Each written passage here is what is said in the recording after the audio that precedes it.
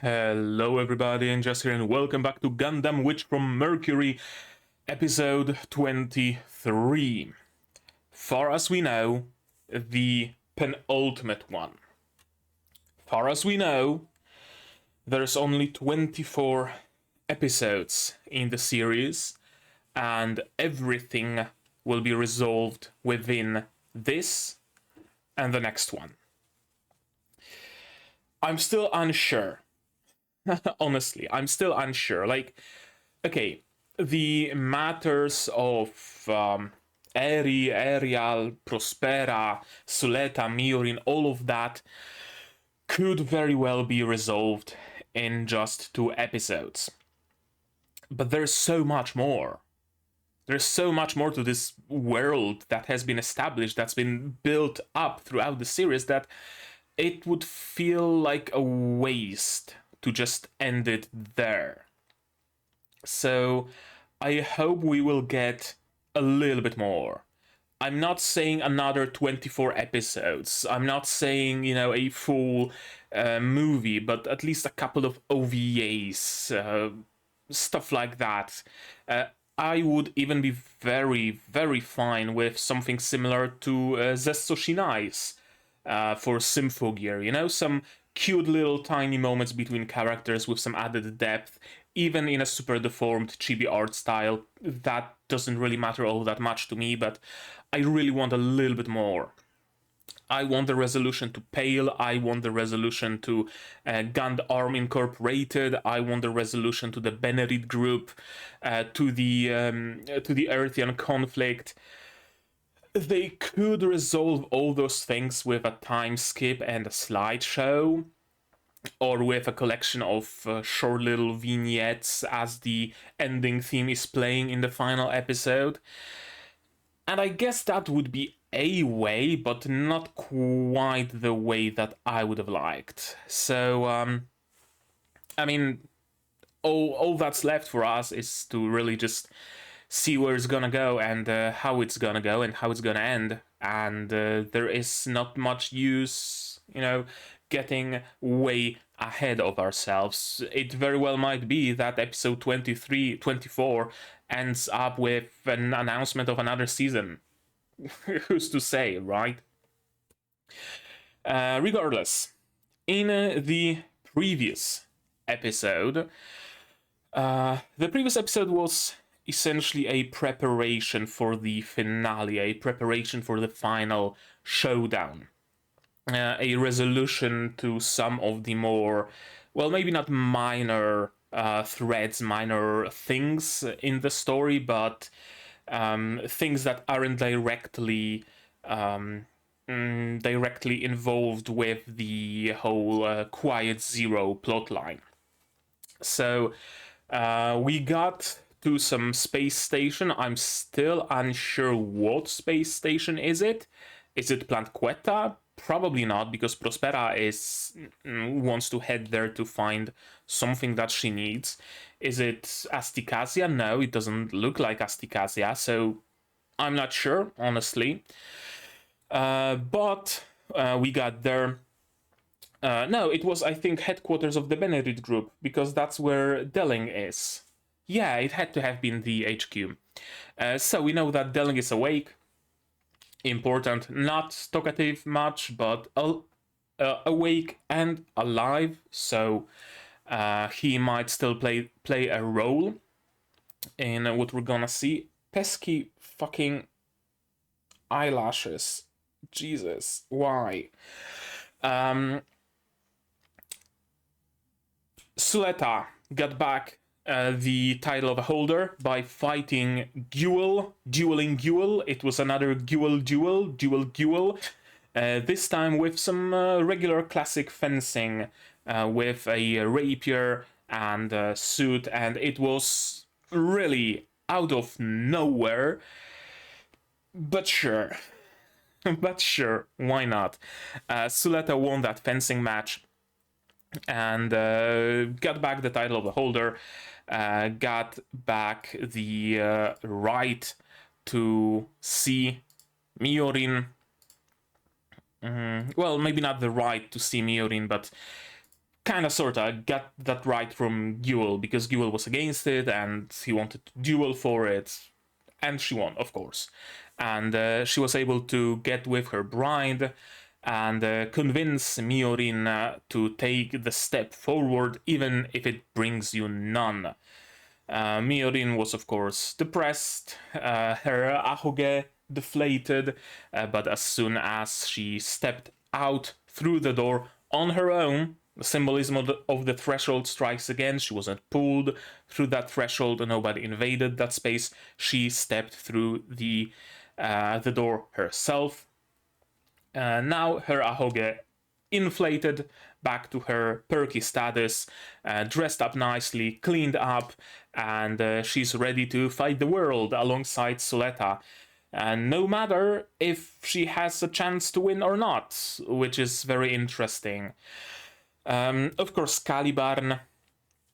There was a nice parallel that I missed, but of course, thanks to the internet, I got reminded of it instantly. The parallel between Suletta trying to reach higher and higher permit scores inside of Caliban and Elnora trying to reach higher and higher scores inside of Arial, Lefrith back then still. The shot composition, everything was essentially the same, except one of the Elnora's mentor, that lady with funny hair, told her to stop, to not risk it, don't do it, it's enough. Meanwhile, Miorine would push Suletta further, even when Suletta wasn't able to say that she wants to go deeper inside of the permit layers. Miorine said, go deeper, bit her fingernail or squeezed her hand, I can't remember, but she was nervous, but she gave an order and Suletta pulled through, as opposed to her mother.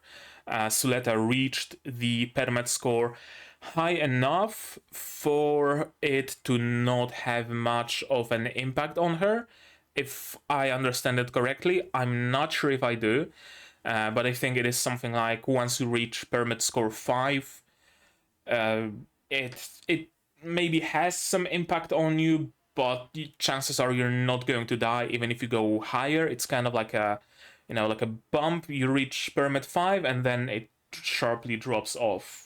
I'm not entirely sure. Besides, Caliban works a little differently. There's no permit filter. It needs less permit to reach the same layer or whatever. I don't know. The whole terminology around it is kind of confusing. Not gonna lie, but whatever. It's a very important Gundam, and it has a broom. It has a broom gun, and someone noticed that inside of the broom end there is a protrusion that looks kind of like a handle, so maybe it can be used as a sword, thus serving the dual naming of Caliban, because Caliban from the Tempest and Calibur from the Arthurian mythos, one of his swords, depending on the interpretation and translation, of course. So I don't know. It's gonna be interesting, and of course the face-off against Prospera and Eri. Suletta managed to defeat the Gandvolvas like it was nothing, which shows us that it's not just Eri's piloting that's super good, but Suletta herself is also a super good pilot. She managed to do what the entire fleet of Gundams from the whatever alliance couldn't. So she's the elite, for sure. Although maybe Caliban is helping her a little. I'm not sure. I have a feeling there's something more to Caliban, but I don't know. We'll see. We'll see. What else? And now Suletta in Caliban is facing off against Ariel and Eri, which is what we see in the first frame of episode 23. Fucking hell. Okay. I got it. Nothing stopped. Good. We're still recording. Okay, good. Okay. Regardless. Suletta is facing off against Eri, And now the question is, how is it going to go? Is she going to have to brute force her way towards Prospera? Is Prospera gonna say, no, stop, I don't want both my daughters to fight? Is there gonna be some Tokunojutsu? What's gonna happen? We don't know. The Earth House is also en route to Quiet Zero to board it and do whatever they can within it. So things are going to be interesting for sure. I just don't know if it's the good kind of interesting, the, you know, heroic moment of victory, or the bad kind of interesting where things go tits up even more than they already have so far. I hope it's the former. I really would like to have a good ending. I really would like for this to mirror the story of the Tempest a little bit. But it's a Gundam. It's a Gundam show, so who's to say? Were there even any Gundam shows that had like a straightforward good ending, or was it all like bittersweet at most?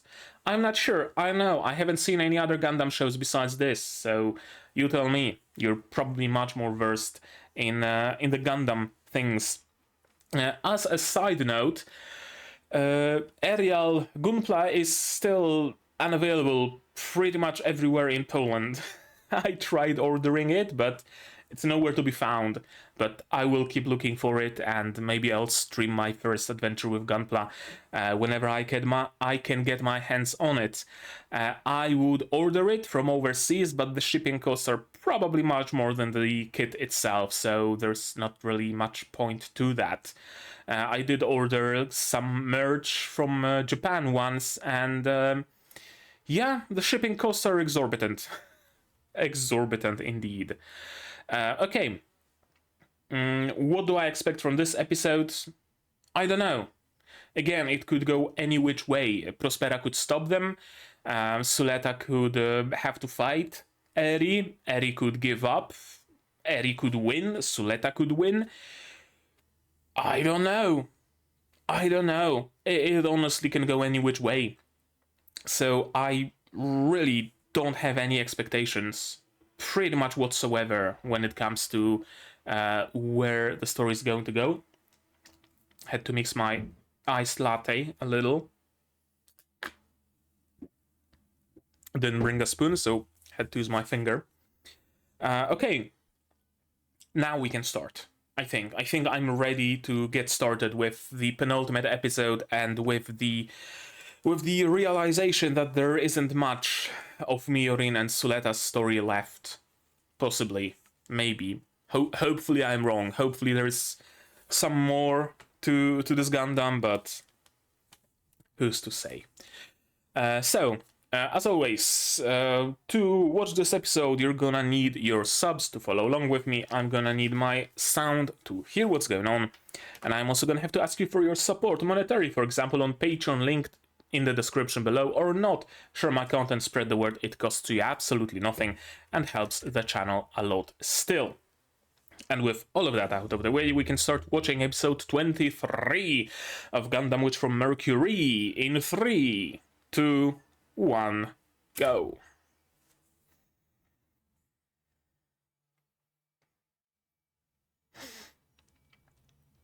Last time on Dragon Ball Z? Or is it the fight between Suletta and Eri? I think it's the latter.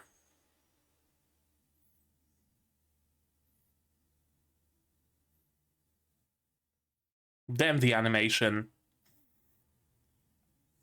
Also, I don't think they are using CG in those Gundams here. It's just 2D.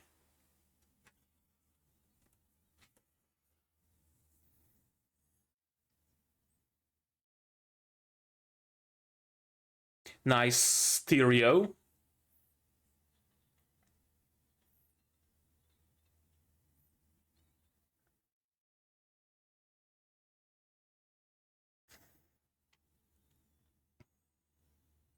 Actually, it's a good question. Oh, right, and Lauda fighting with Guel. And yeah, a good question. What actually is Suletta fighting for? Why does she want to stop Prospera? We don't know what... Petra is alive, so we don't know what effect Quiet Zero would have on the world, really, so we just assume that it's gonna be something malicious. Is Felsi gonna try to stop Lauda? Or is she gonna try to help Guel?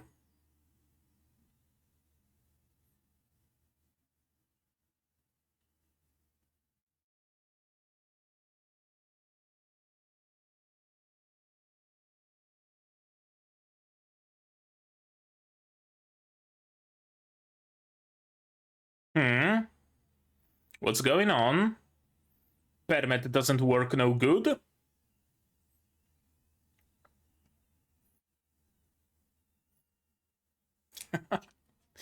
Thessalia isn't here, I'm afraid, Martin, so...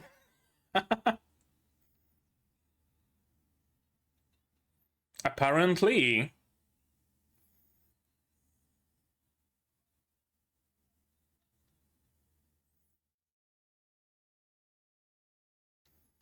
Especially for Elon.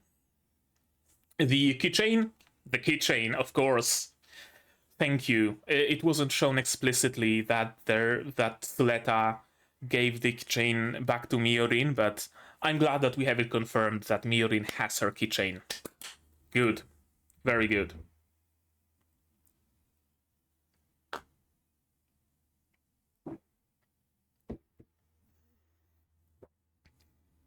I wonder, are there gonna be any differences between this opening and the previous one?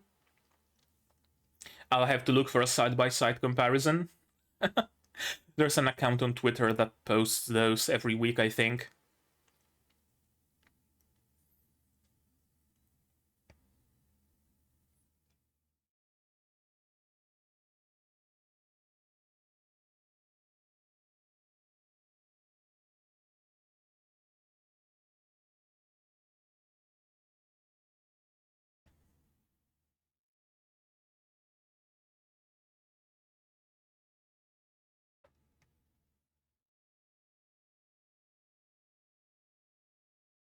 Was that Caliban? I think so. Yeah, that's Caliban. Okay, so in this opening, Suletta is riding Caliban and not Ariel. Okay, that's a change I noticed. I hope.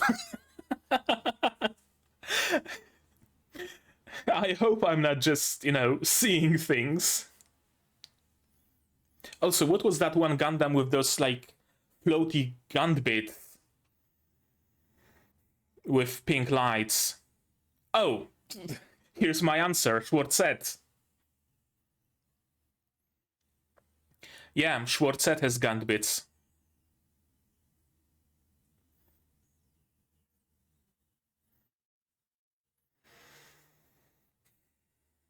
Yes. Probably two, because, I mean, man, you broke. I mean, look at yourself. Look at yourself, Lauda. You're broken.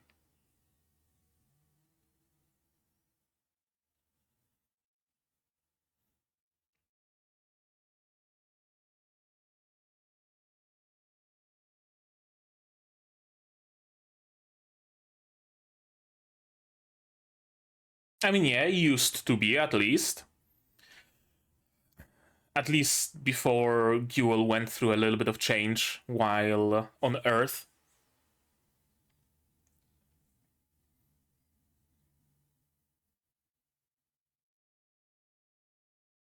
Also interesting how there is a helmet like folded back behind the chair. I'm assuming it can be put on either automatically or you can just quickly grab it and put it on.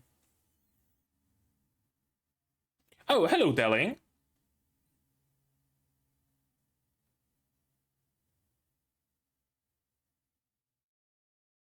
Sure.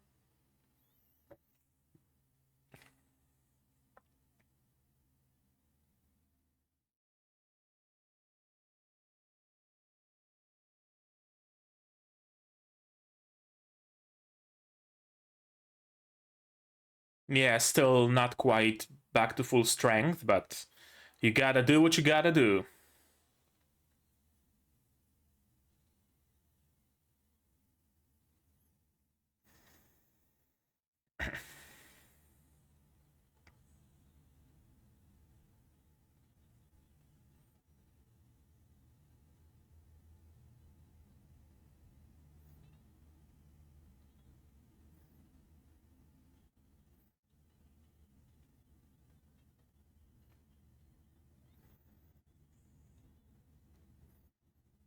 Uh, you killed a lot of people, Eri.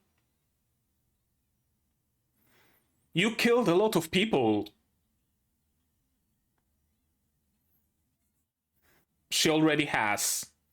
So, a little bit too late for that, I'm afraid. Although I guess she still has some shot at a redemption.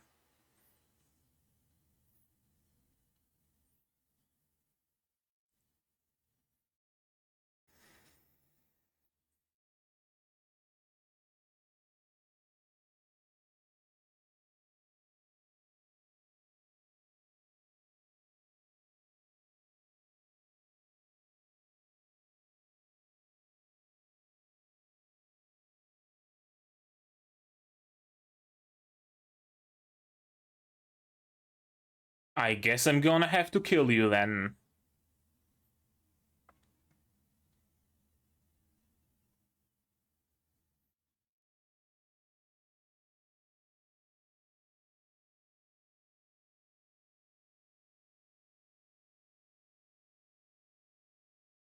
I think there was an error in subs. They used than instead of then.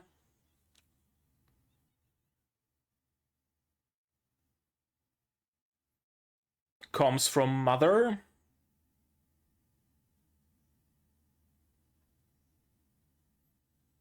Or quiet zero activating.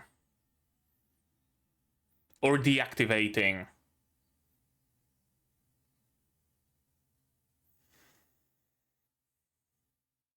That's a good question. Is it because Eri wavered? Erial? Wait! Erial is separate from Eri?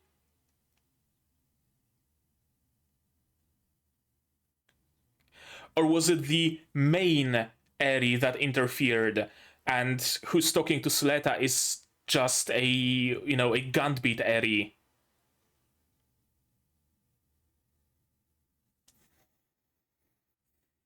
And is Prospera heading out to just double tap Suletta?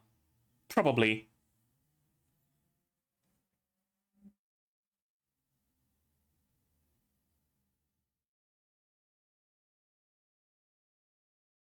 Ah, of course. Of course.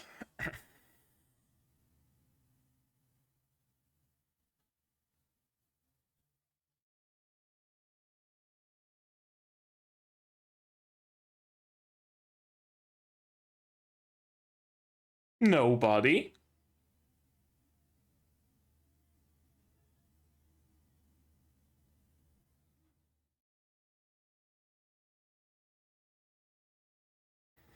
Of course.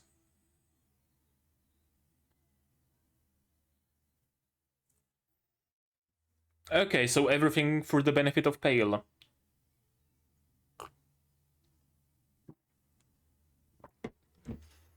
So they all have a bigger thing to worry about. The Planet Buster.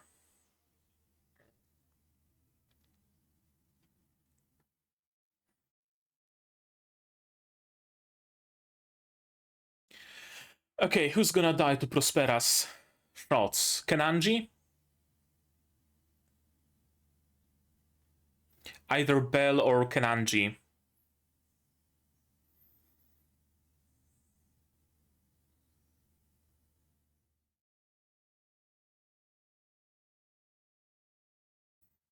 Yeah, don't be hasty. Haro defense platforms, to be precise.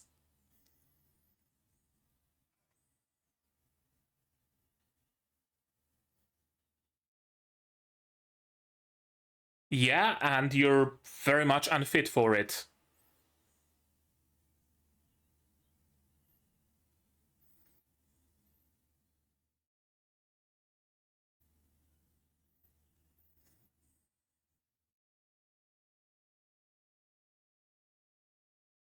Oh, physical ammo?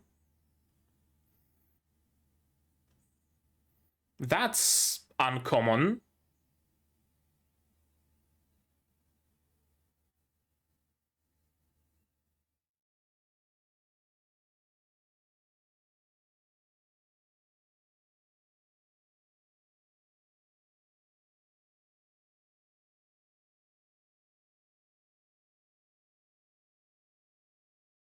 Savior complex much?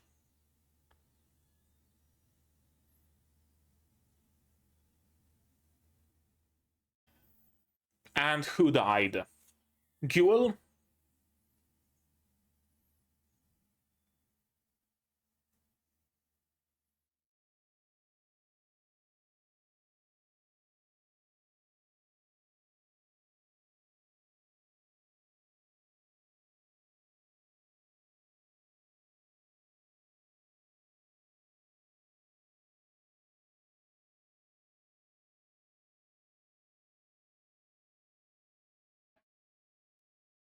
Did it go through the cockpit?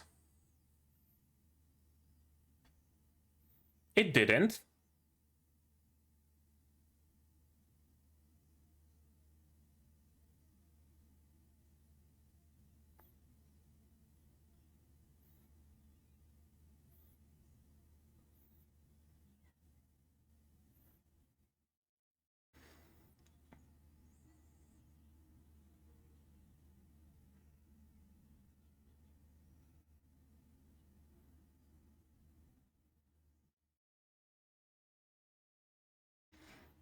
Okay, so Lauda essentially did what Guel did.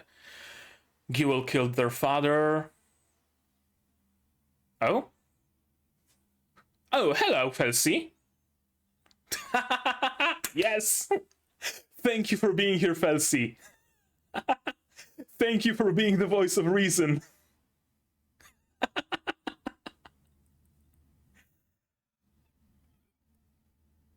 I was afraid for a moment that Guel will still explode. But no, thankfully not.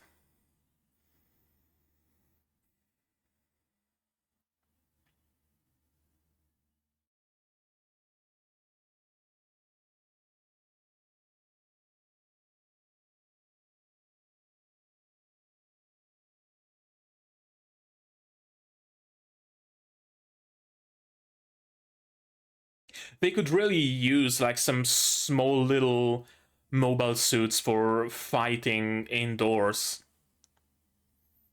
But I guess the school doesn't really have anything like that.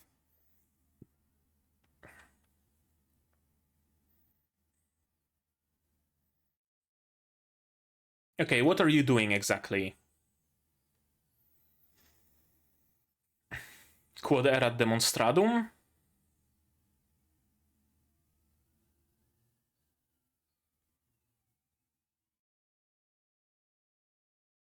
Of course. I mean, yeah, makes perfect sense.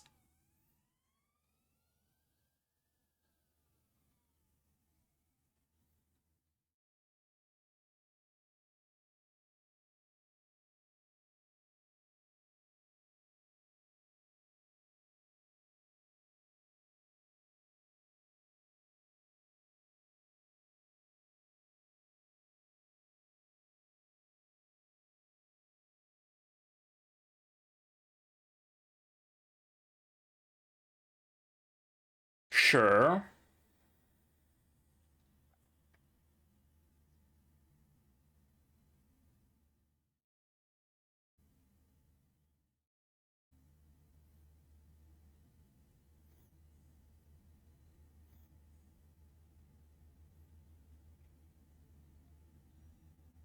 Watch the password be Suletta Mercury.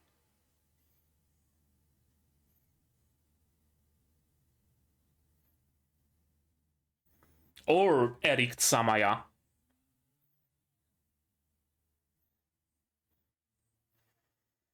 I mean, Mio has a point.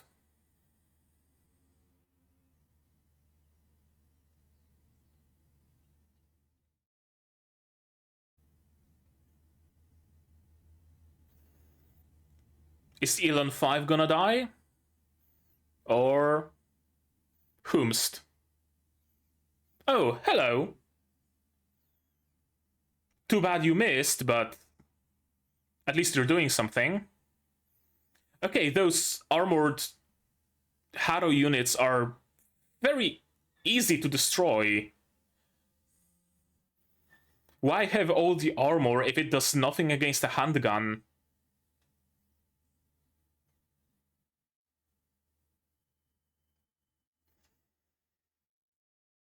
Oh, the code from the... Okay.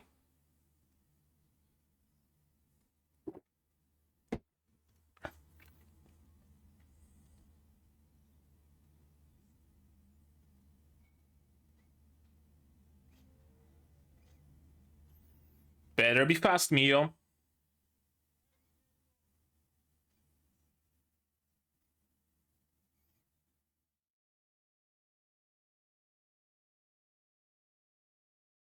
And... Ooh, was that a headshot? Or did he just destroy the helmet? Okay, it went... it grazed her. Okay, Quiet Zero is disabled. So now we're gonna have to deal with the Space Assembly League. That's a pretty fucking big deal. How do we solve that in an episode?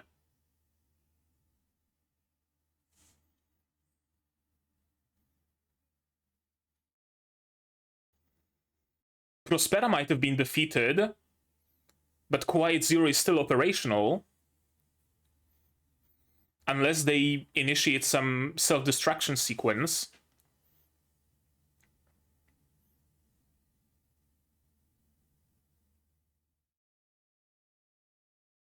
Quiet Zero went quiet.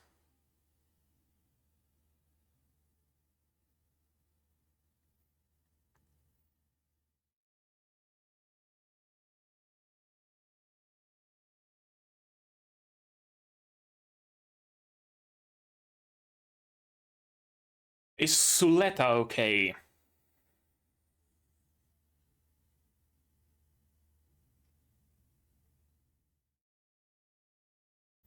And don't you go turning your back to Prospera.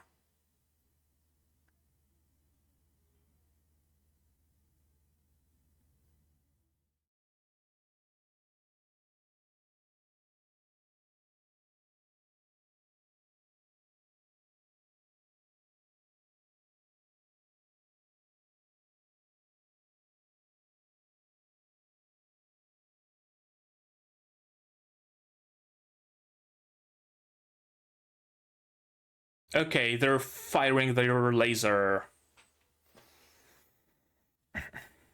Like Dr. Octagonopus.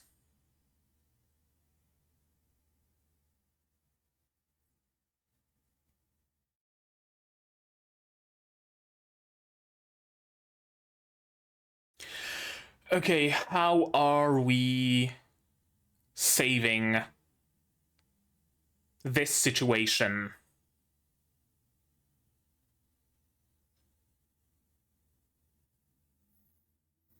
Eri gonna sacrifice herself? Using Gant bits and Gant volvas and everything to stop the blast? Probably. Oh! What's that? What's that?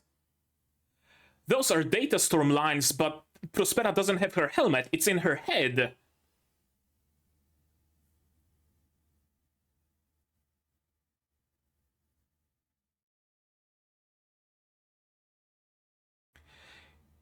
Is Eri sacrificing herself and Ariel?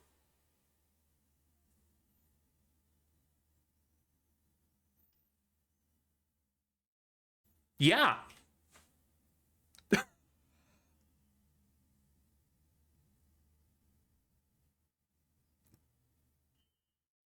Color me surprised.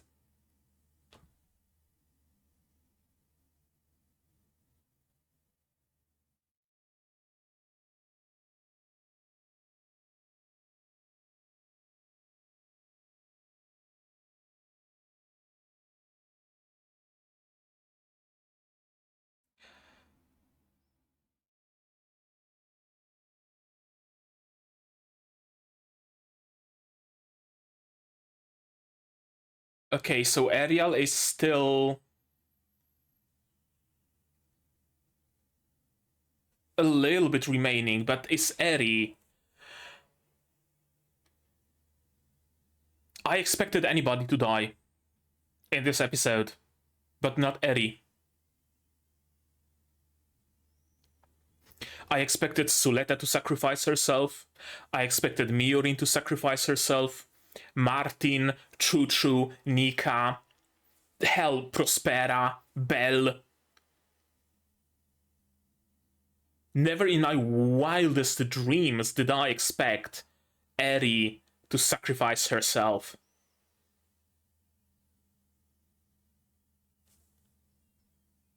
Okay.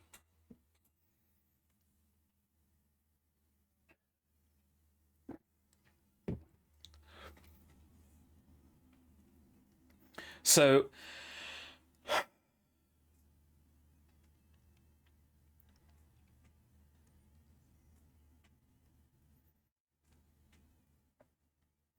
they might actually be able to wrap it up in an episode. Or they might not. Fuck, again. This episode ended in a way where it can go any which way in the next episode.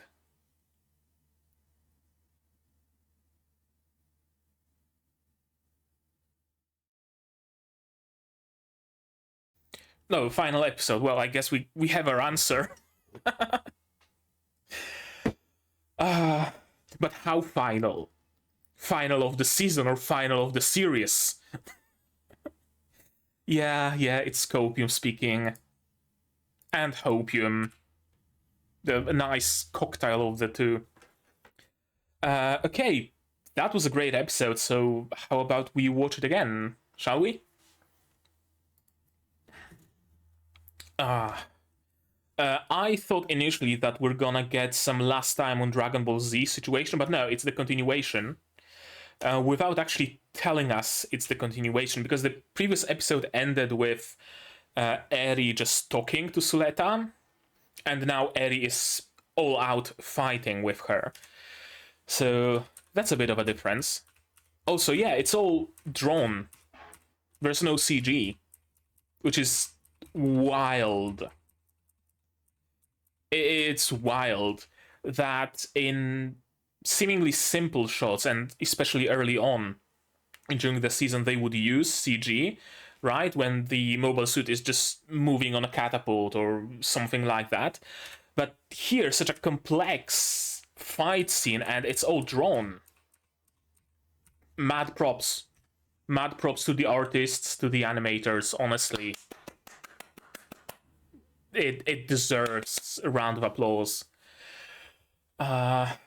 Suletta is suffering data storm, of course she is. She's not immune to it. She might have a little bit of a higher resistance through the sheer fact that she's Eri's clone.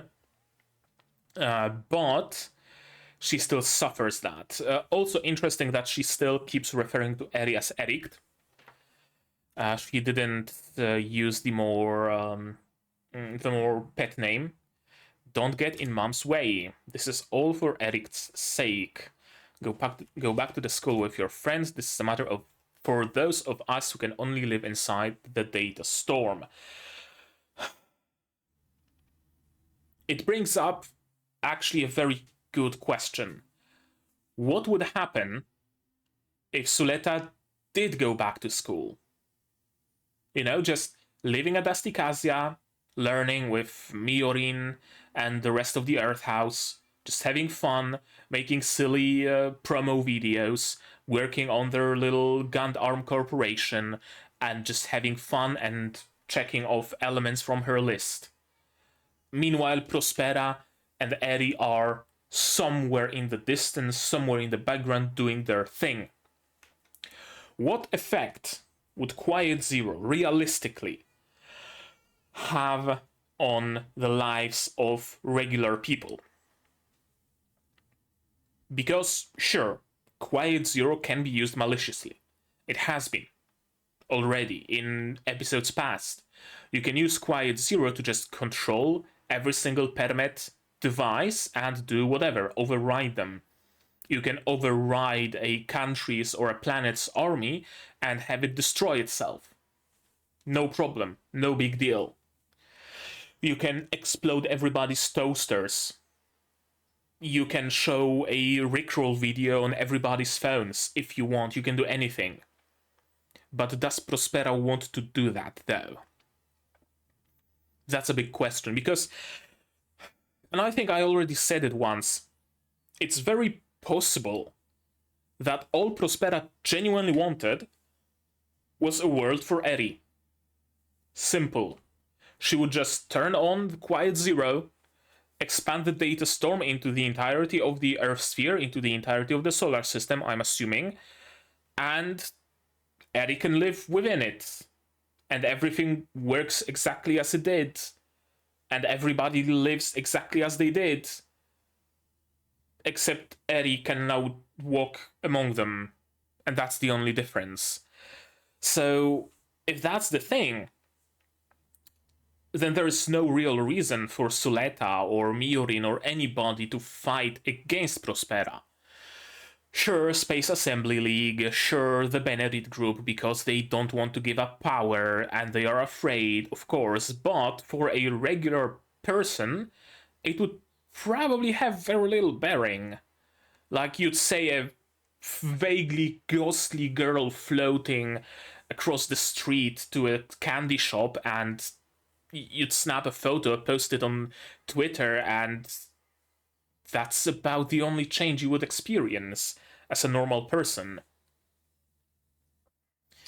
But we know that data storm makes Permet communication and Permet stuff in general hard or impossible. So could it be that a side effect of that data storm would be essentially the destruction of all Permet technology? No Permet technology would work. It wouldn't necessarily be overridden, but it would just stop working. Instead of using a Permet stove, you would need to resort to an electric stove or a gas stove. And instead of using Permet to communicate, you would need to use radio waves again. Or what they mentioned, like, what was it, like wireless optic communication or something like that? I'm not sure. But yeah, it would just take humanity back a couple of decades or maybe like 100 of years or however long they had the Permet, but ultimately it wouldn't really matter all that much, unless they of course rely on Permet heavily to survive in space, in which case pretty much the entirety of Spatians would just die because their Permet oxygen scrubbers and their Permet oxygen generators and Permet food stores and Permet ships and everything would just stop working. So that would be a problem. But that raises another question. We know that data storm that Quiet Zero generated here has negative impact on Permet technology, but isn't it done on purpose? We don't want any Gundams, any ships, anything in this sphere, so Eri, if you would be so kind as to use the data storm to just disable Permet.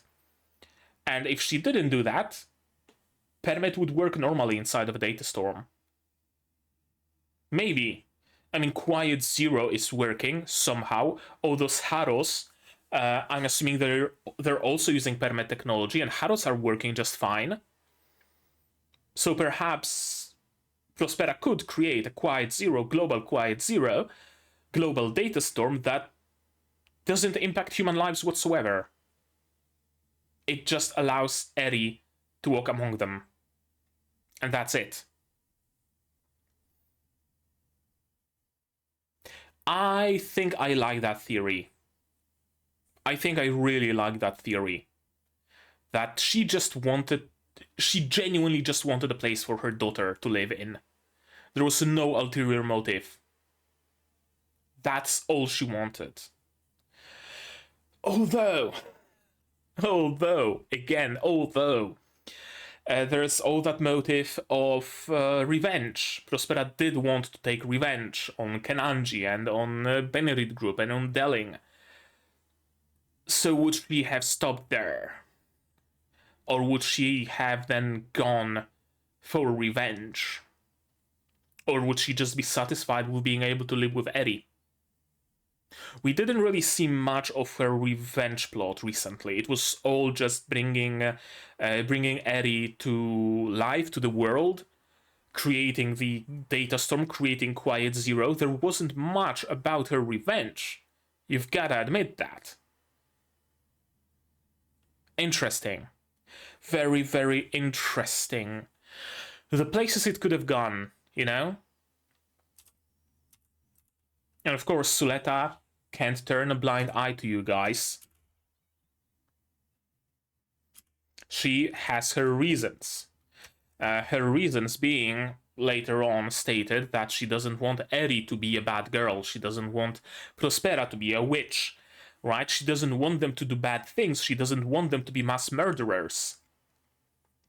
She just wants, you know, to invite Prospera and Miorine for a nice dinner so that Prospera can meet her daughter-in-law and visit her for Christmas and, you know, do that stuff. She doesn't want her mother to be some overlord of the solar system, the destroyer of all. Which makes sense. And also, Suletta being naturally good-natured, she doesn't condone all those deaths. Because sure, the goal might be noble for Prospera, bringing her daughter to the world, but the road towards it, what she did on Earth, that alone is inexcusable. And all those people she killed along the way, all that manipulation, all the grief, all the chaos she caused along the way, if she had gone without it, if Prospera abandoned her revenge plot and just silently took Ariel away from Suletta, like, oh, Suletta, I got some new stuff for Ariel to make her better, like, you're gonna get boosters and hand cannons and shit like that, I'm just gonna need to bring it to that space station for a little while, so, you have fun here at Skull Suletta, and I'm gonna take Ariel. She takes Ariel, puts it in Quiet Zero, starts it. Wow, the entire solar system is inside of a data storm, parks the Quiet Zero somewhere, brings Ariel back to Suletta or gives her another Gundam, and that's it. No bloodshed, no destruction on Earth, none of that. It would be fine. But it's not fine because her path to that seemingly noble goal is littered with corpses. And Suletta cannot condone it. Why are you by that woman's side?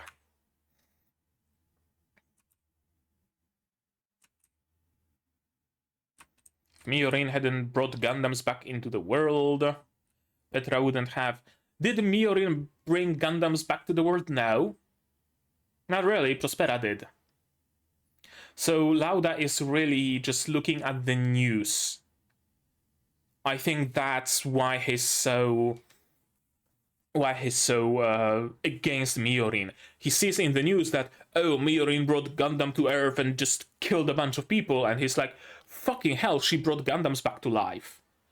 And then Gundams attacked Asticassia, and that hurt Petra, and our father died because of that. That's all Miorine's fault. And at the same time, he cannot blame Guel for that. Because he just doesn't want to blame Guel. Because Guel couldn't have done anything wrong. It had to have been that bitch, that witch, Miorine. She did it. She put her grabby hands on my brother and mind controlled him, and he's in her thrall. And once I kill her, then my brother will be free. That's Loda's thinking, I think. Demi-barding. I wonder how long it takes until we have a gunpla of demi-barding with this container and the whole flight assembly. Permit communication will be useless. Demi-barding terminating permit link. And apparently flying without permit is really hard to just, control the Gundam with those things. But thankfully Chuchu manages. Again, Cecilia isn't here, so I'm sorry, Martin. Is piloting without permit really this hard? Apparently so.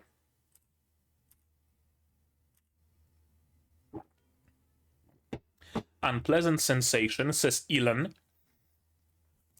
I wonder if the sensation of a data storm is unpleasant for everybody or just for Elon, because he's been modified specifically to interface with Gundams, with permit, and I'm assuming also with data storms in one way or another, so he can actually sense the data storm.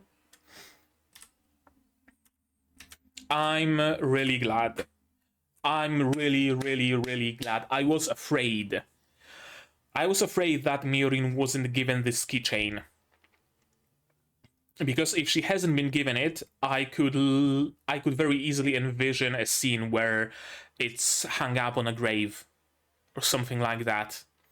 Oh, Miorine-san, I wasn't able to give you this when you were alive, so I'm going to give you this when you're dead. This kind of a scene. But Miorine has it, so it calmed me a little bit. Unrelenting tenderness from Eddie's side. And Suletta's. And we're not even at the opening yet.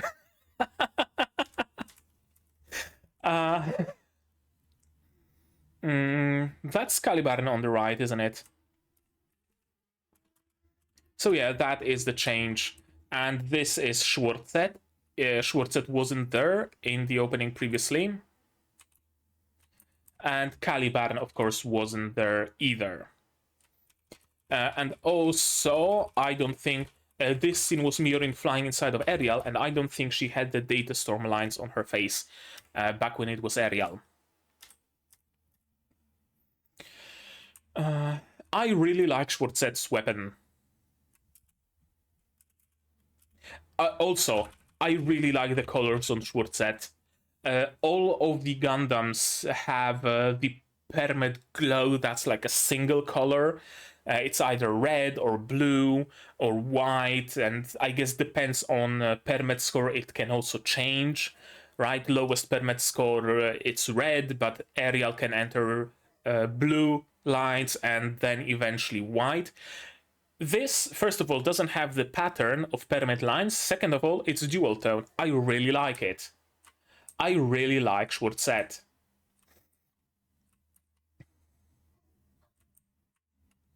The Gundam will take your life. It will, yes. Why don't you stop by killing me? Lauda, you dumb ass. Why didn't you tell me about that? I mean, that's a good question. It does make sense that Duel didn't want to say it because, oh, it's my sin, I'm the one who should bear it all. But it could have avoided so much, honestly, if you just, pulled Lauda to the side and say, hey, here's the thing. Our father is dead, and I, unknowingly, killed him. I will bear that sin for the rest of my life, but you deserve to know how our father died. So some heart-to-heart like that. So there is a little bit of that, did you think I couldn't bear the burden? I think sure, he's saying right now that, oh, it's my sin, but there is that part of, you really should have said it. You really should have told about it to Lauda, but he didn't. So Duel did try to hide it. Probably because he was thinking that Lauda wouldn't be able to bear it deep down.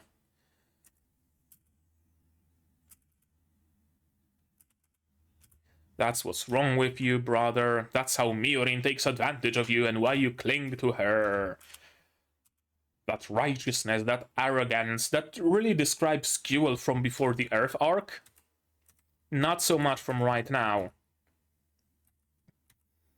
Gaston Parche, Space Assembly League Inspector. The helmets, I already said it, but now you can really clearly see helmets being upside down behind their chairs for like easy access, I'm assuming. I really like this detail.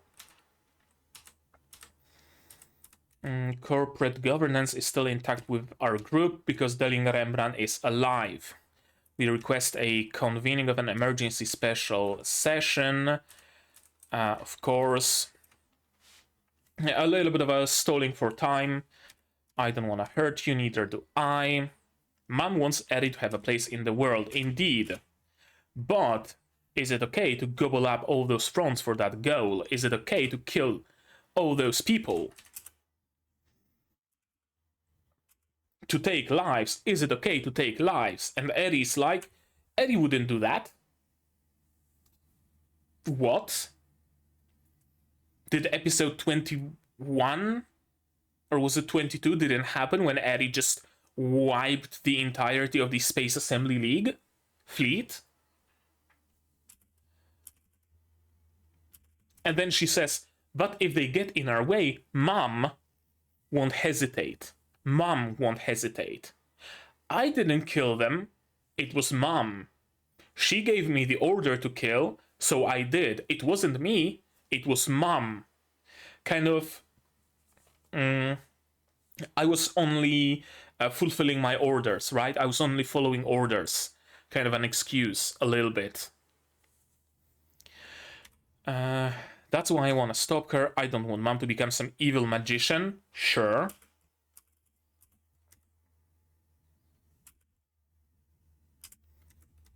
Please, Suletta, turn back, of course, but Suletta won't. No, I will not turn back. I was afraid for a moment that I stopped the recording, but no. Thankfully not. I care about you and I care about Mom, and when she cries, I want to be there to hug her. And Prospera's just... It's not even a stone, you know, poker face. Her lips are... I don't know, but maybe I'm just projecting a little, but it looks to me like she's so tense in her face. Like she's... You know, not pursed lips, but very thin lips, a lot of tension in her jaw. Maybe, I'm not sure. The fact that the helmet, that she has the helmet, is... That helmet does so much because we can't see her eyes, and it does so much to her character design.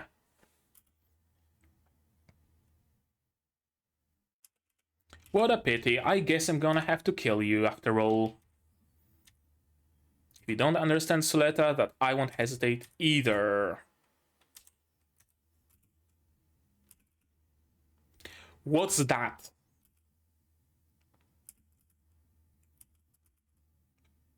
Eri is looking at Quiet Zero, I'm assuming, and Quiet Zero starts emitting some weird pulse. And turns off all the Gandvolvas. And dissipates the data storm. And it wasn't Prospera's doing. Because Prospera is also taken aback and shocked.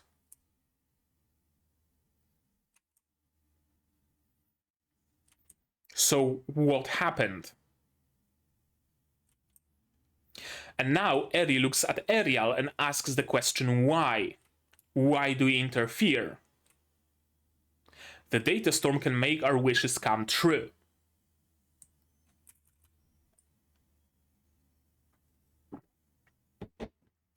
Here's what I think. this area, the area on the outside, is one of the 11 Gambits. Real Eri is inside of Ariel still. Or perhaps inside...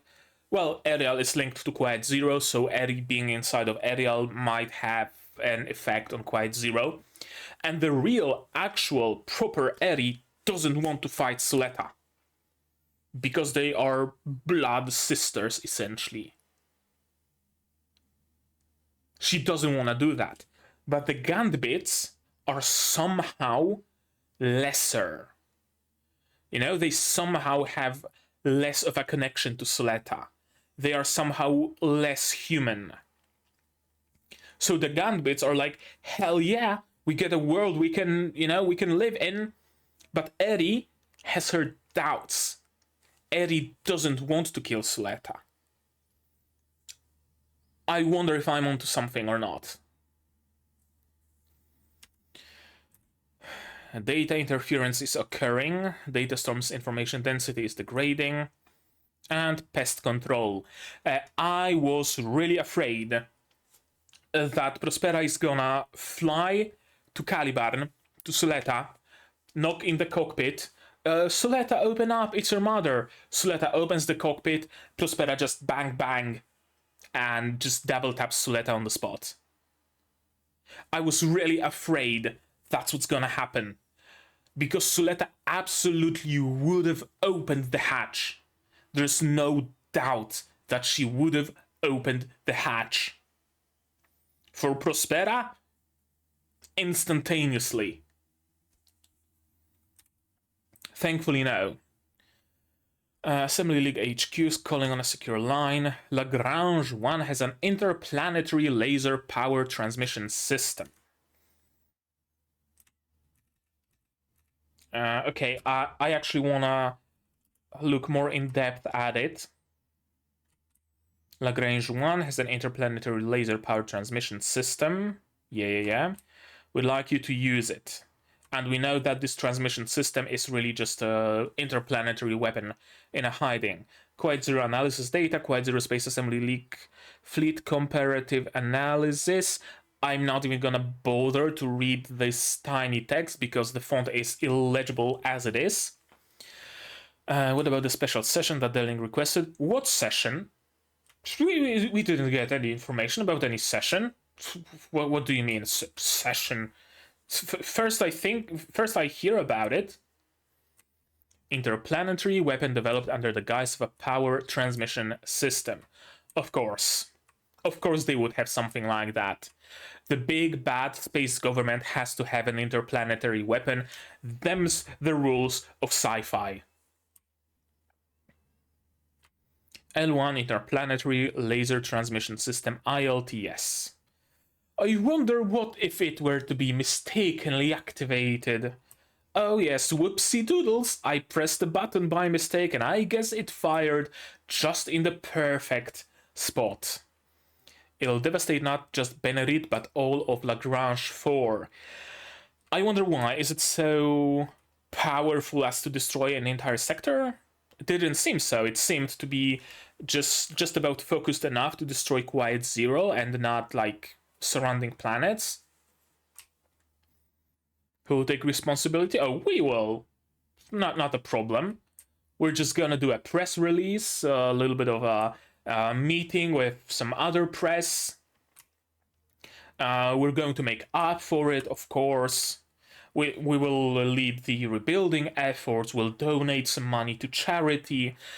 If that isn't sufficient, we'll conduct an internal investigation into who did it.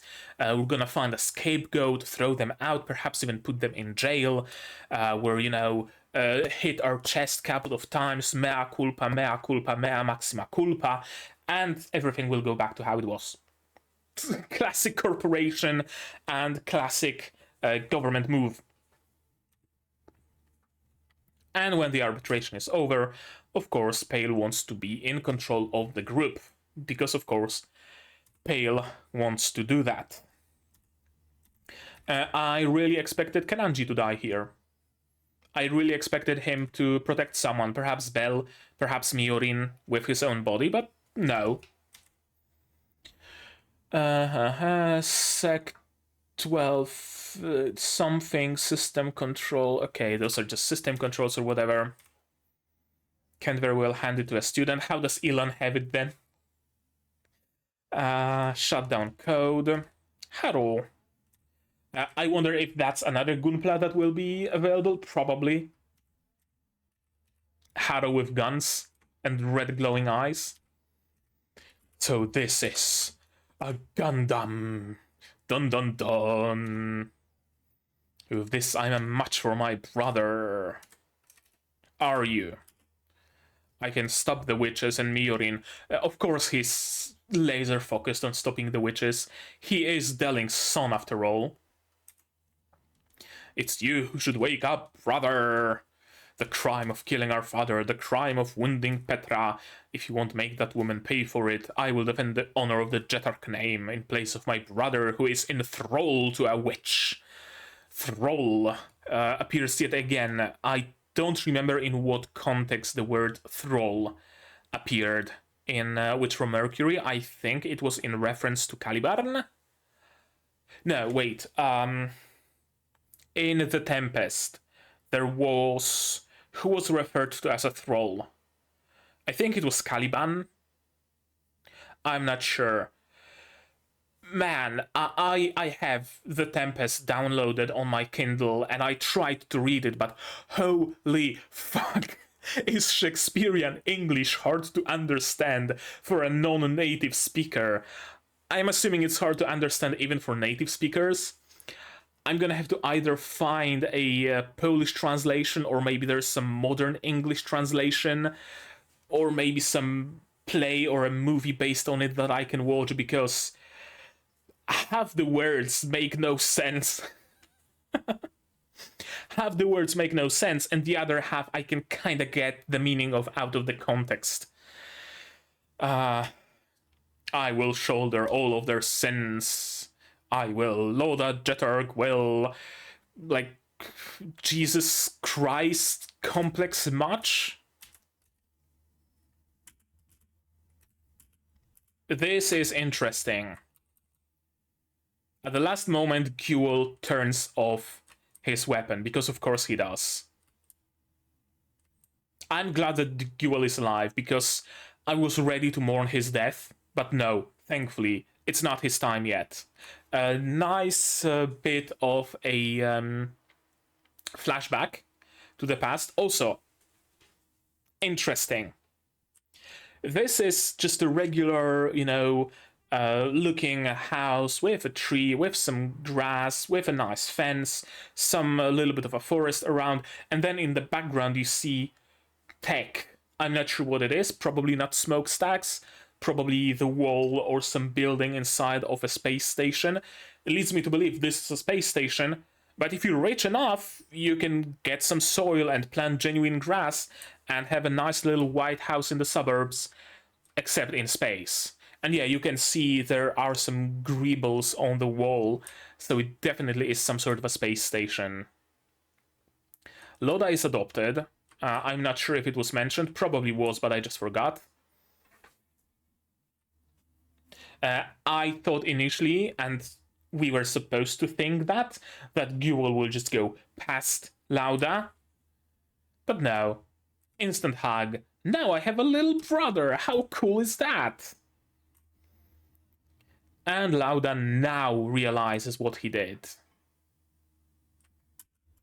How does it feel to kill a member of your own family, Lauda, huh?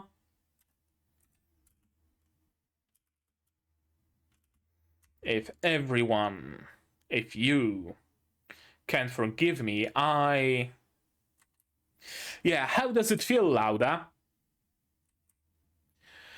What's that spilling out of, I'm assuming, Guel's mech? Oil? Probably. I'll never run again. From Dad or from you.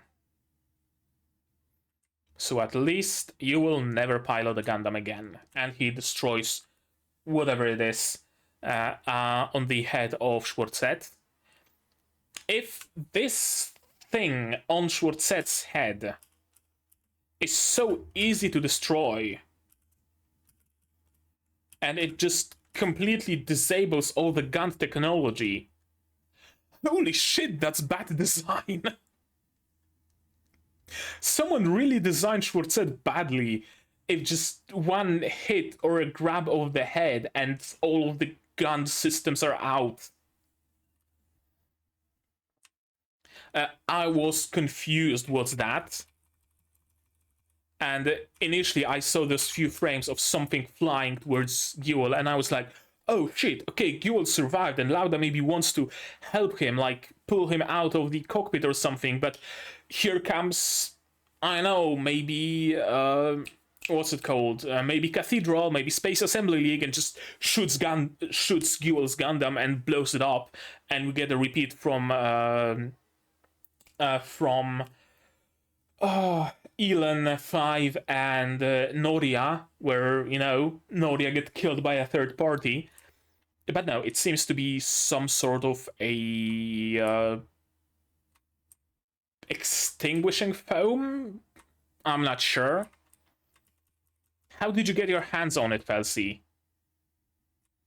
And thank you for being a voice of reason. Because sure, that fight was poignant and all, and it was very, very hype and very, you know, high stakes and whatnot, but Felsi is right. Dying in a sibling spat, if it's a joke, it's not fucking funny. I'm glad you're here, Felsi. You said it. It really wouldn't be that funny. And I was fully expecting Guel's Gundam to just blow up right now. A shot on his face, some electric discharge in the background, and it just blows up. And it would be funny. I'm sorry, but it would have been tragic and funny at the same time. Someone's gonna draw some fan art of it, I'm sure. Quickly as possible. Apparently flashbang is effective against Harus. Hurry up and shut it down. The password is, or used to be, quod erat... No, not quod. Quod. Quod erat demonstrandum. What was provable? What was easy to prove? I think that's about the translation from Latin. When you see QED period, that's what it means, right? You write a proof of something, a logical proof, a mathematical proof, whatever, and you end it with QED and either a period, or I think another symbol used is a square with one like cross line. If I remember it correctly from college. Quod erat demonstrandum, what was provable. So if you wonder what QED is, that's what it is. Also, why quod and not quad? Because the pair of QU in Latin is hard. It's not quad, it's quod. It's not aqua, it's aqua. The more you know. I did learn Latin back in primary school, I think. Quod erat demonstradum? And that's a very good question, actually. Did you really think Prospera would be this careless to just not change her passwords? Cybersecurity 101, change your passwords. I love it. I love it. Miorine is with Mom now. If it's to gain one, Mom will. If it's to gain one, isn't she all about gaining two, though? If you run, you gain one. If you move forward, you gain two. So I'm not sure what it meant. Someone probably analyzed it already, so let me know. Don't take away the place where Mom and I can live freely.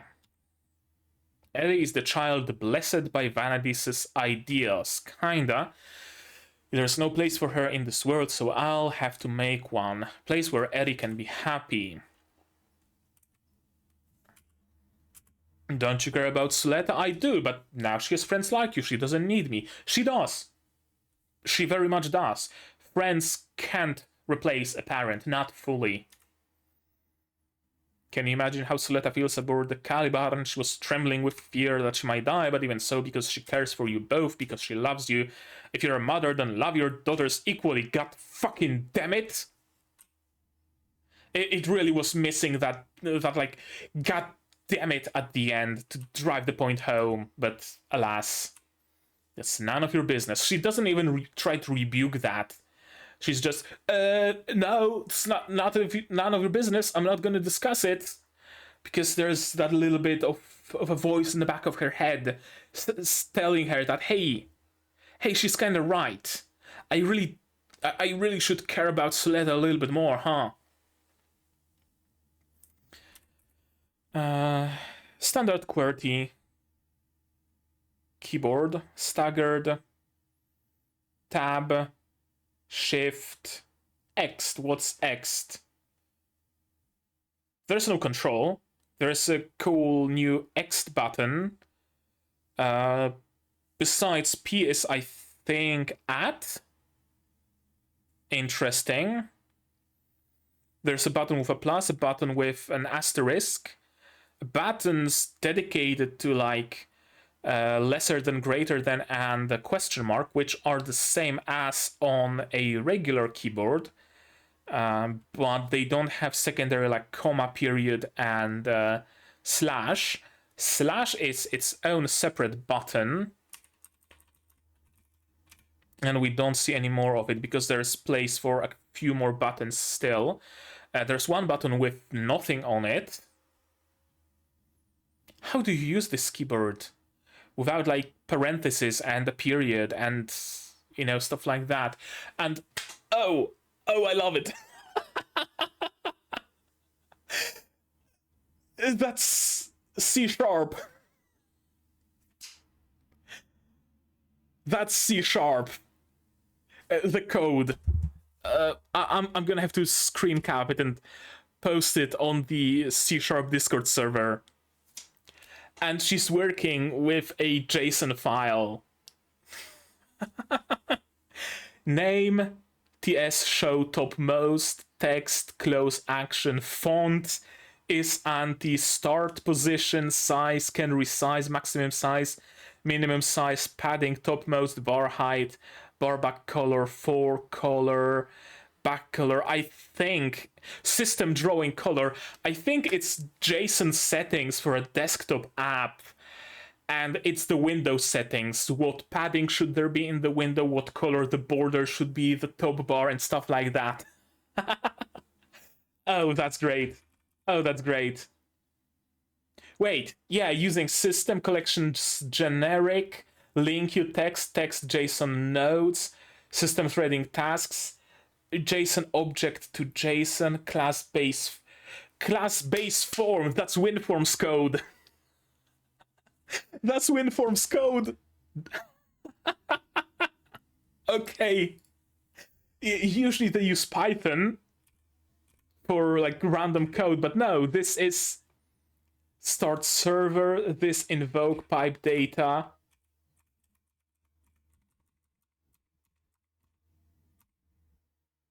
Yeah, okay, that's either WinForms or WebForms. Because of the JSON and because of the server, it might be WebForms. Wait, did I drop? I'm gonna screen cap it again. I think it's WebForms. Oh, that's a great find. Hand over those units. Belle, thank you for standing up to your senpai. You were extremely scared, extremely passive, extremely skittish so far. Thank you for doing something. With shaky hands, but it's the first time that Belle actually went against Prospera.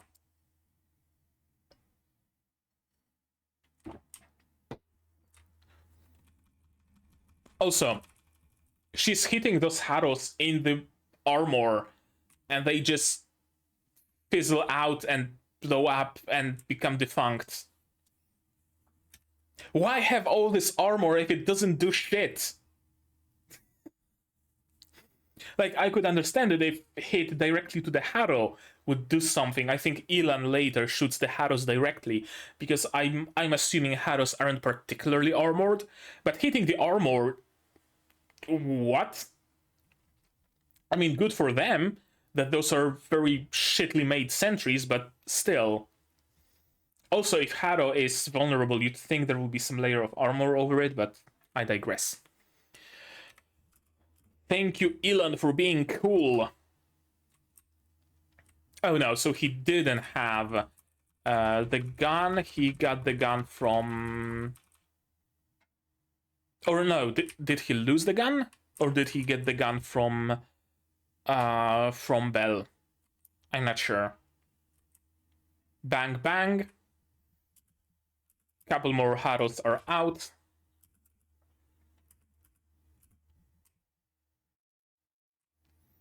Administrator environment discovered. Please enter. How... Oh, so there's a helper question. How are our tomatoes? Was that question there even before when she was entering Quod Demonstradum? Where was it?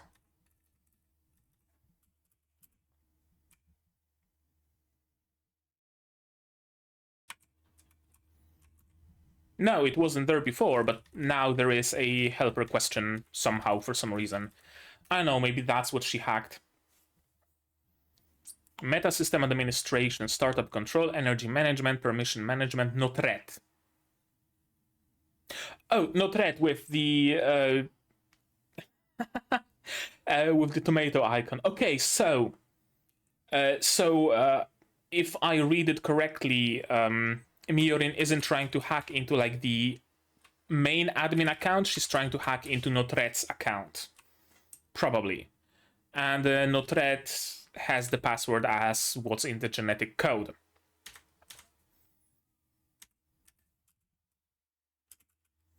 How did she remember that? That's what I want to know. Oh, for the love of my precious child. Which one? Mother can be very strong, young lady. And thank you, Miorine's mom, for saving them. And yeah, that was a hit to the side, but I like how they used a blur to make the hit ambiguous. Was she hit square in the head? Was she hit in the side of the face? Oh, it's blurred. We're gonna have to wait a little bit to learn about it. And her head also turns to the side, so you don't know where the injury is. You don't see like a red dot in the middle of her forehead or anywhere. And she quickly falls behind some obstruction, so you really don't see that. And there's a hole in the helmet, of course, but you don't know the angle. So there's a lot of ambiguity and a lot of mystery to that. Sorry. There is no outwards facing hole. Also, there are two visors and something in the middle, like a third eye kind of business. I will always be attached to you, Miorine. People were really thinking about the way it was said. It wasn't, I will always love you, Miorine. I will always be with you, Miorine. I will always be attached to you, Miorine. Almost like a parasite. Right? That's what attached to really evokes. A parasite, somehow. Maybe Notret is somehow injected into Miorine's genetic code, or, something like that. People were speculating really heavily on the topic. I'm still not sure why the phrasing they used and not anything else, but... Oh well. Now infiltrating Quiet Zero's internal systems. Security malfunction, data storm space dissipated. And Quiet Zero goes dark. Quiet, one might even say. Harrows turn off. Everything went well. Prospera doesn't even try to fight or anything. She just sits in this classic, like, defeated pose with her legs to the side. Data storm has dissipated. Mission accomplished. Move forward, gain 2. Those were your words, right? And yeah, you should move forward. You should move on, Prospera. You're gonna be my mother-in-law. You better step the fuck up. You should move on. We're not in the past anymore. You should focus on the now, what you can do now, and not how you can fix the past. And Miorine, giving her the hand from up above. There's a lot of symbolism to giving the hand in this show. It appears many times and depends on who's on the up and who's on the down. Prospera doesn't immediately reach for that hand, of course. I was afraid all throughout the sequence that Prospera has second gun or a knife or something and Miorine will die. But no, apparently not. This is a great line. All of us will be family after all. You're gonna be my mother-in-law, whether you want it or not. I love it. Yep, Quiet Zero is disabled. Now, if you could kindly fuck off. Crisis averted. You have nothing to look for here. Space Assembly League, of course, doesn't want that, because the Benerit Group has grown far too big, and there is something to it. The Benerit Group is really its own government at this point, so of course the main proper government wouldn't want that. Phase control systems all green. Targeting data, trajectory prediction complete.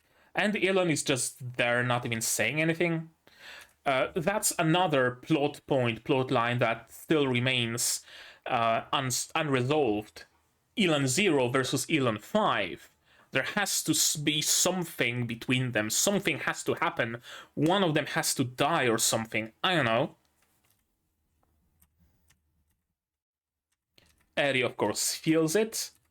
Starts all the Gandvolvas and blocks the shot, sacrificing herself.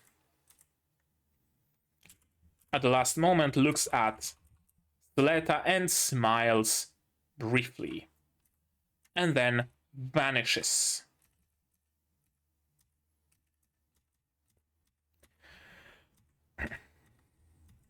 Everyone, no, there are no Gambits, there is no Eri, just a floating wreck of Ariel. I wonder if Eri still inhabits it. I wonder if there is still Eri left.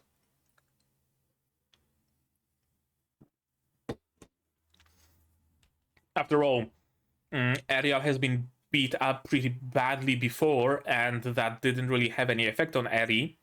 So I don't know, maybe it's copium, maybe it's hopium, but I don't know. This is interesting. The scar, the data storm lines on Prospera's head. It happens. Data storm lines happen when you are inside of a data storm. When you interface with a Gundam, when you're inside of a data storm, that's when they happen. And they happen on your face, right? On your cheeks and on your forehead. This seems to be some specific shape on the side of her head. And they are not inside of a data storm. Prospera isn't connected to any Gundam at the moment, and she's not suffering for it. So what's the deal? Is it some sort of an implant that allows her to connect to the Permet network from anywhere? Maybe. Is it something she suffered during her escape from Vanadis, and that's why she was wearing the helmet all the time? 1, to hide it, and 2, perhaps to suppress it.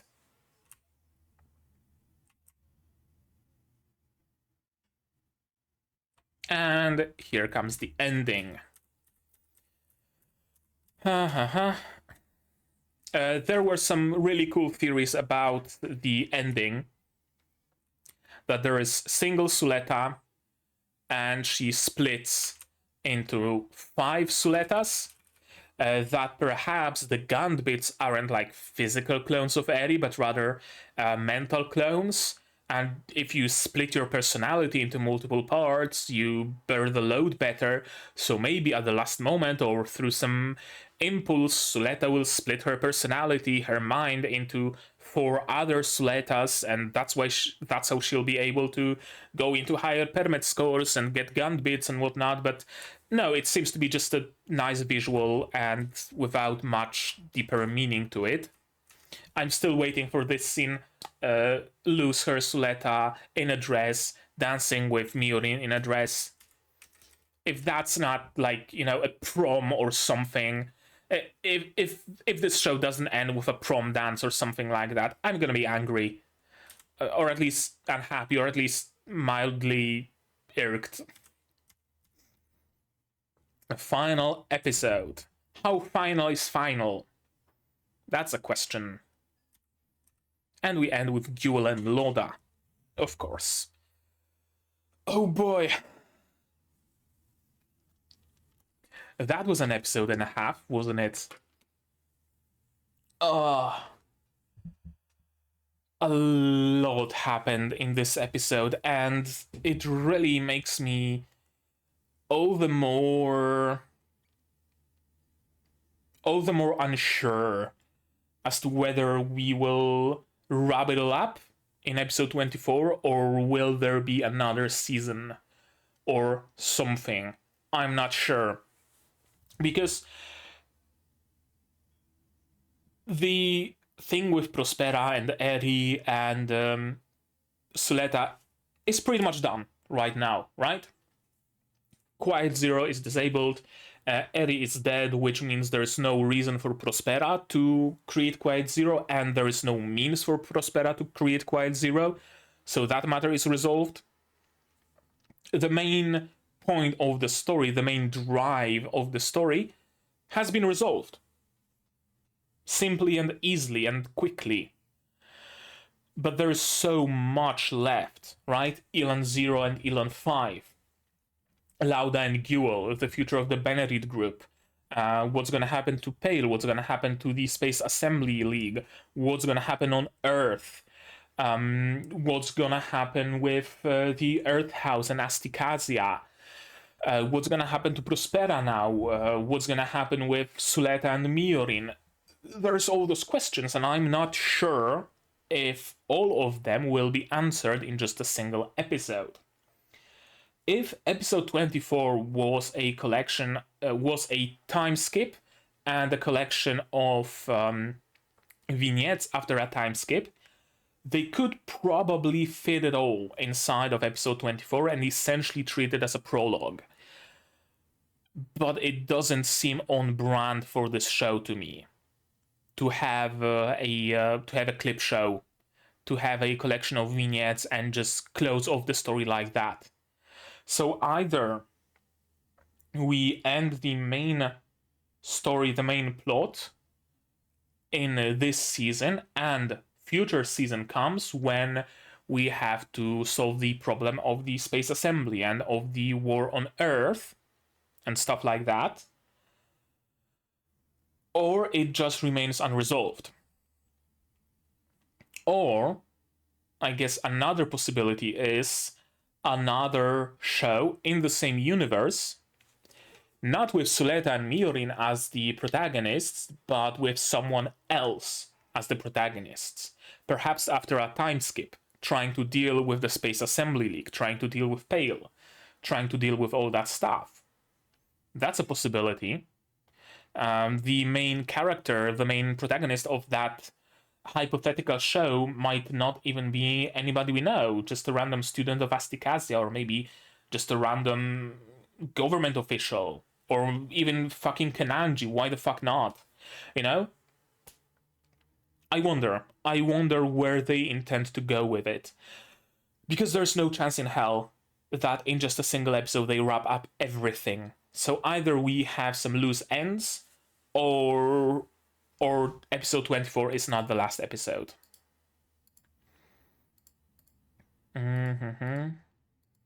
Yeah, there is simply too much to wrap it up in a single episode. Especially now with Eri's death, that changes a lot. And with the reveal that Space Assembly League doesn't just react to Quiet Zero, but they just want to destroy the Benerit Group. Whether there is a reason or not, now they have an excuse, but even without an excuse, that's what they want to do. So that's a pretty big plot point. The fact that Space Assembly League just revealed they have an interplanetary laser, you can't just leave that out either. Sorry. Prospera ending alive and not dying, not sacrificing herself or anything of the sort, it leaves her storyline still open.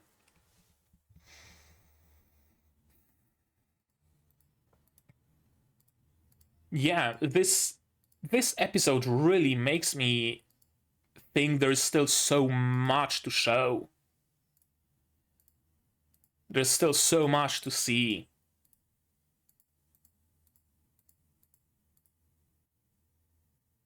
And I wonder if they're gonna cuck us on that and just not show it and just have a semi-open ending, or have a different show in the same universe, or a second season of Witch from Mercury.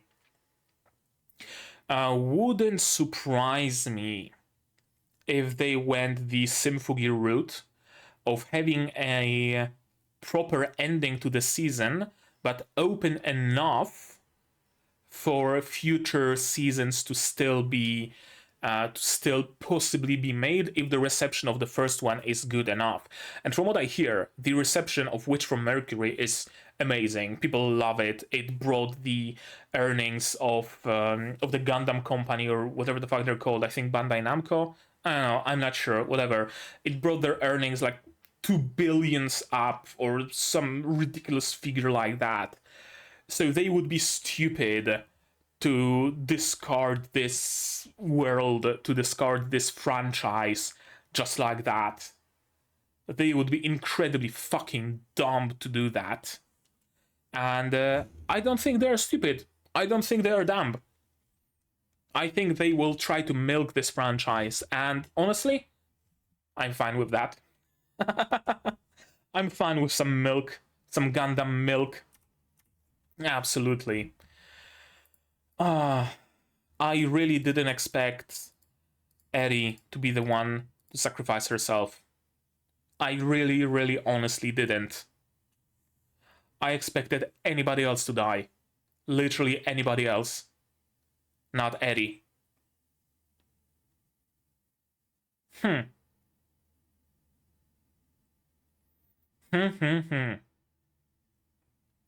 Also interesting that pretty much nobody from the main cast died so far.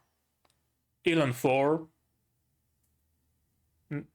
Noria, Sophie, but nobody of the Earth House, right? Even Lauda's girlfriend survived. Even Delling survived. But Eri didn't. Possibly. I'm still not sure. I'm still very much unsure. Until they recover the remnants of Ariel and decide that it's an empty husk, that there is nothing inside, the permit circuitry or whatever was completely burned out, or some other technobabble like that, I'm still in the camp of maybe Eri is still there. And if she isn't, at least she's free from this mortal toil. Maybe. Do Gundam trapped humans go to afterlife? I don't fucking know. I don't want to get too philosophical here, but this episode was unexpected. Very much unexpected on multiple fronts. People I thought will die survived. Moments I thought will lead to people dying did not lead to people dying. And people who I expected to survive did not. It completely surprised me. Completely and utterly surprised me. And I don't know if there's anything more to say on the topic, honestly. I think that's it. I think that's it. I'm gonna have to, you know, sleep on it, sleep on this episode, and think about it, and read some other people's thoughts. I'm gonna head over to r/Gundam r/anime right now and and just read. And on Tumblr, people have some great analysis on Tumblr as well in the Witch from Mercury hashtag. Is it still called a hashtag on Tumblr? I don't know. I don't use Tumblr all that much. Regardless, I think that's gonna be it from me for today. I'm gonna have to gather my thoughts and maybe add something more in the future episode next week. But right now, that's it. So tell me what you thought of this episode down in the comments below. What did you think of this episode, of my reaction, my theories, stuff like that? You can also talk about it on my Discord. It's here and also in the description below. You can join it and talk in real life with other Gundam fans and not just them. Like this video if you liked it, dislike it if you disliked it, but please tell me why so I can improve. Subscribe to the channel to be notified of future releases of not only Gundam Witch from Mercury, but also Ancient Magus Bride, what else is there, Madoka Magica, and other shows, and I also stream sometimes. In the near future I will be streaming the Symphogear concert and some Alchemy Stars second anniversary event, so you might wanna click the bell icon to be notified about that. Do all the stuff for the algorithm. If you say something on my Discord, say the same thing in the comments as well, because it really helps boost the algorithm. What else is there? Subscribe, already said that. Support the channel if you want monetarily, for example, on Patreon, which is linked in the description below, where for $10 a month you get early access to non-seasonal shows like Symphogear, Madoka Magic, and others, and for just $1 a month you get a role on the Discord and a place in the credits that you will see very, very shortly. And I think, yeah, that's gonna be it from me for today. So as always, you guys do all the good stuff, and I'm gonna see you in the next one. Cheers. And here's the list of my wonderful Patreons: QB Without a Net, Fruit, Zay Rainer, Aquamancer, Yuki Ally, Fassel, Dr. Walt, Marsh, Hans Peter, and you can join them if you want without the need to turn into a Gundam.